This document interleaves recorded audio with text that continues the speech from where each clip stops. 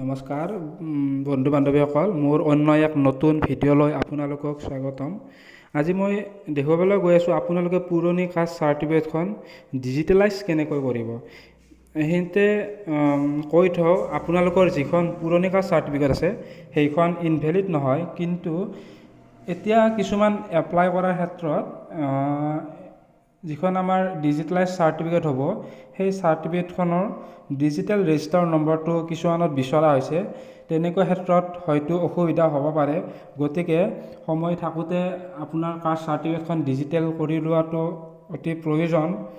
চৰকাৰে ইতিমধ্যে ইয়াৰ বাবে পৰ্টেল 2-3টা পৰ্টেল মুকলি কৰিছে।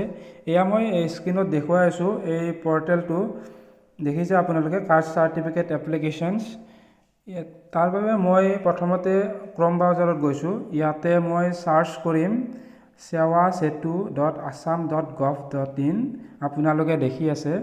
এনেকৈ চাৰ্চ কৰাৰ পিছত আপোনালোকে এনেকুৱা এটা পেজ দেখা পাব। দেখিছে, ইয়াতে এইটো এনেধৰণৰ এটা পেজ দেখা পাব, সেৱা সেতু। এইটো মই ডেস্কটপ ছাইট কৰিছোঁ। ডেস্কটপ কৰিলে গতিকে মোবাইলত কৰি আছোঁ, গতিকে ডেস্কটপ ছাইট কৰাৰ পিছত এনেকুৱা এটা ফাইল আপোনাৰ দেখা পাব, য'ত লগ ইন, ইয়াতে ওপৰত দেখিছে আপোনালোকে লগ ইন অৰ ৰেজিষ্টাৰ। মই তাত ক্লিক কৰি লৈছোঁ। ক্লিক কৰাৰ পিছত আপোনালোকে এনেদৰে এটা পেজ দেখা পাব। ইয়াতে click here to log in. মই লগ ইন কৰি লৈছোঁ। আপোনালোকৰ মোৰ ৰেজিষ্ট্ৰেশ্যন কৰাই আছে। আপোনালোকে ৰেজিষ্ট্ৰেশ্যন কৰিবৰ কাৰণে এই অপশ্যনটো ক্লিক কৰিলে হ'ব। তাত ডিটেইলছসমূহ দি ৰেজিষ্ট্ৰেশ্যন কৰি ল'ব পাৰিব। মই যি গতিকে ৰেজিষ্ট্ৰেশ্যন কৰাই আছে, মই ইউজাৰ নেম আৰু পাছৱাৰ্ড দি কেনে মই লগ ইন কৰি লৈছোঁ। এয়া মই ইউজাৰ নেম আৰু পাছৱাৰ্ড নিৰ্দিষ্ট স্থানত বহাই দিছোঁ আৰু মোৰ একাউণ্টটো লগ ইন কৰি লৈছোঁ। আপোনালোকে ৰেজিষ্টাৰ কৰি ল'ব। তাত ইমেইল ID আৰু পাছৱাৰ্ডটো দিলে হৈ যাব। মই চাইন ইন কৰিছোঁ। তলত দেখিছে নিউ ইউজাৰ, তাত আপোনালোকে লগ ইন কৰি ল'ব পাৰিব। লগ ইন কৰাৰ পিছত আপোনালোকে এনেদৰে এটা পেজ দেখা পাব। আৰ ইউ লুকিং ফৰ, এনেদৰে আহিব। তাত মই চাৰ্চ কৰিম are you looking for a party. ইয়াত আপোনালোকে লিখি দিয়ক কাষ্ট চাৰ্টিফিকেট। ইয়াত কাষ্ট চাৰ্টিফিকেট লিখি দিয়াৰ লগে লগে আপোনালোকে দেখা পাব, ইয়াত মই লিখি দিছোঁ। দেখিছে, ইছুৱেঞ্চ অফ কাষ্ট চাৰ্টিফিকেট, এনেদৰে আহি যাব। এনেদৰে চাৰ্চ কৰাৰ পিছত আপোনালোকে এনেদৰে এটা পেজ দেখা পাব। নেম দেখিছে আপোনালোকে,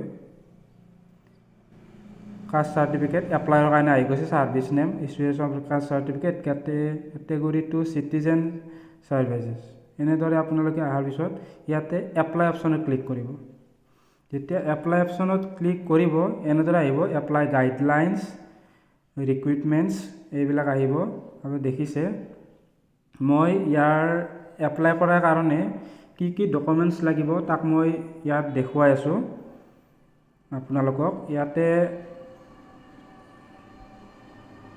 ইয়াৰে ওপৰত দেখিছে, ওপৰত মই এইটো আপোনালোকে যদি ইয়াতে বা ইংৰাজীত কোনো ধৰণৰ অসুবিধা হয়, ভাষাটো অসমীয়া কৰি ল'ব পাৰে, বা অসমীয়াত অসুবিধা হ'লে আপোনালোকে ইংৰাজী কৰি ল'ব পাৰে বা বাংলা কৰি ল'ব পাৰে। মই ইয়াতে আপোনালোকক অসমীয়া কৰি দেখাই আছোঁ। এনেদৰে অসমীয়া কৰিব পাৰিব, ইংৰাজী কৰিব পাৰিব, বাংলাও কৰিব পাৰিব।